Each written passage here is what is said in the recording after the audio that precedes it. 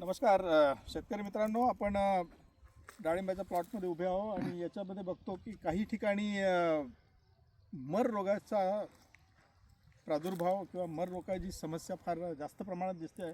काही ठिकाणी बघितलं तर पुढे पुढे पुढे आपण जसं बघतो तर काही सुकतानी दिसतात झाडं, काही सुकलेले दिसतात आणि अशा परिस्थितीमध्ये आपल्या प्लॉटमध्ये जर ही समस्या येण्याचे काही कारणं असेल तर त्यावरती विचार करायचा म्हटलं तर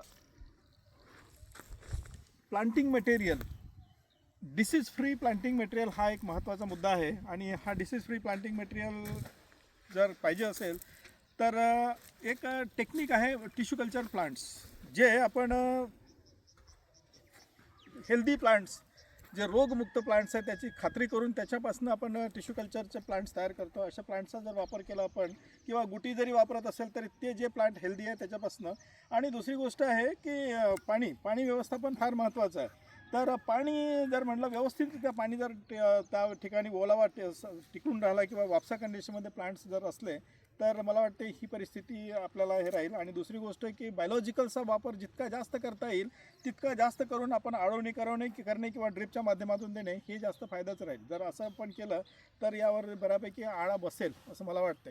धन्यवाद.